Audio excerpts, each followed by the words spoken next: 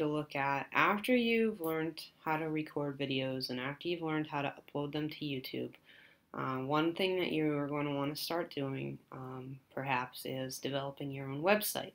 Now this process can be tricky at times. There can be a really steep learning curve. I think Google is going to get smoother and smoother with the process over time. There are some web page creators that are definitely much more simple than what Google has right now. The great thing about Google, though, is it integrates with your Gmail, it integrates with your YouTube, it integrates with other features that you can be using to enhance your classroom instruction, and also features that perhaps you're using personally, and so it really works nicely together.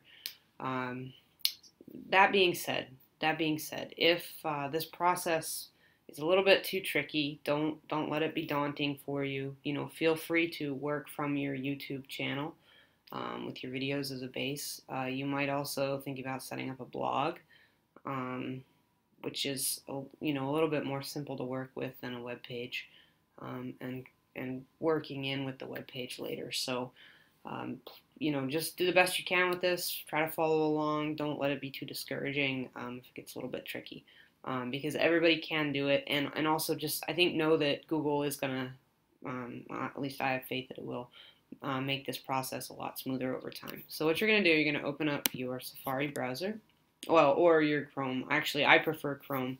I'm using Safari because I don't have as much stuff in it, actually. So you need to get to Google Sites. There's a few ways you can do this. Sometimes you'll find sites in here in these squares. It doesn't happen to be in here, so sometimes you'll find it there, but otherwise just type in sites. And look, I started to type it in and it came right up, so sites.google.com. Okay, and then you got to put your password in because you're going to be, again, working from that same Gmail account that you created. So I'll just put my password in here. And then what's going to happen is it's going to bring you to this sites page. So thinking of creating a website, Google Sites is a free and easy way to create and share web pages. So what you're going to do to create a site, you click create. Okay, there are so many templates that you can look through, browse through the gallery if you want. We're just going to go with a blank template for this. Okay, you want to name your site. I'm going to call it actually, I'm going to call it the Transparency Project. Okay, now it'll give you an address here, the location. I don't want the in there. I just want sites.google.com/site/transparency project. Okay, so that will be the web address.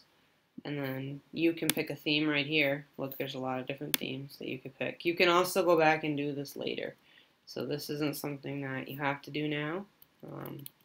But if you have an idea of what you might want it to look like, then go ahead and pick one. So I'm just going to pick that for now, and then go back and change it later if that's what I want to do.